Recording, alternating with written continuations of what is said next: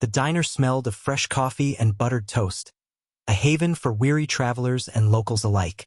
For Noah Carter, a single father and war veteran, it was a place of quiet refuge. He had seen enough chaos overseas, and now, all he wanted was a simple life with his 7-year-old daughter, Lila. On this particular evening, as rain pattered gently against the glass windows, he sat in his usual booth, sipping black coffee while Lila colored pictures in her sketchbook. But peace rarely lasts. Across the room, a well-dressed man in his 40s leaned against the counter, his tone dripping with arrogance. His gold watch gleamed as he tapped the counter impatiently, eyeing the waitress who nervously refilled his cup. The waitress, Sophie, was young, her uniform slightly too big, her eyes tired but kind. She smiled politely, but the man's voice grew sharper. "Come on, sweetheart," he sneered. "A girl like you shouldn't waste your time here. I can give you something better. How about dinner at my place tonight?" Sophie stiffened, shaking her head. "No, thank you, sir. I'm working." But he didn't stop. His hand reached across the counter, brushing against hers, ignoring her discomfort. From his booth, Noah's chest tightened. He knew that look in Sophie's eyes, fear, mixed with helplessness. He had seen too many moments in war where good men stayed silent, and the vulnerable paid the price. Not this time. Noah rose slowly, his tall frame casting a shadow as he approached the counter. His voice was calm, but firm. "She said no." The rich man turned, sizing him up. "And who are you? Some washed-up soldier? Mind your business." Noah didn't flinch. His years in uniform had taught him to stand steady in the face of arrogance. "My business," he said evenly, "is making sure people like you don't treat women like they're disposable." The diner had gone silent. Sophie's hands trembled as she held the coffee pot. The man scoffed, rolling his eyes. "Do you even know who I am?" "No," Noah replied, "and I don't care. What I do know is that she deserves respect." For a long moment, tension hung in the air. Finally, the man muttered something under his breath and stormed out, slamming the door behind him. Sophie exhaled shakily, clutching the counter for support. "Thank you," she whispered, her voice breaking. "You didn't have to do that." Noah softened.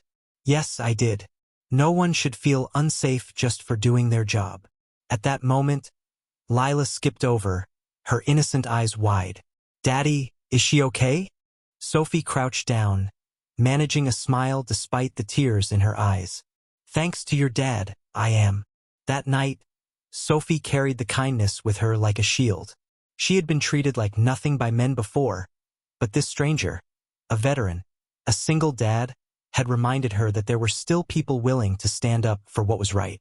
What Noah didn't know yet was that Sophie wasn't just any waitress.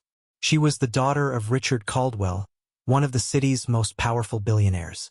And the kindness he had shown her would change his life in ways he couldn't imagine. The next morning, Noah thought little of the diner incident. For him, it was just another reminder to live by the values he'd carried from the battlefield. Protect those who can't protect themselves. He packed Lila's lunch, tied her shoelaces, and prepared for another modest day of construction work. But for Sophie Caldwell, everything had changed. That night, she returned home to a mansion most people only saw in magazines. Her father, Richard, was hosting yet another gathering of businessmen and politicians. But Sophie had never cared for the glittering chandeliers or imported marble floors. To her, it was a cage. She longed for a life where people saw her for who she was, not for her father's fortune. When Richard asked about her shift, Sophie hesitated, then told him what had happened. His jaw tightened. "Who was this man who stood up for you?" Sophie shook her head. "Just someone kind. A single dad. A veteran." Richard leaned back, intrigued. Few men ever impressed him, but this stranger's courage lingered in his thoughts.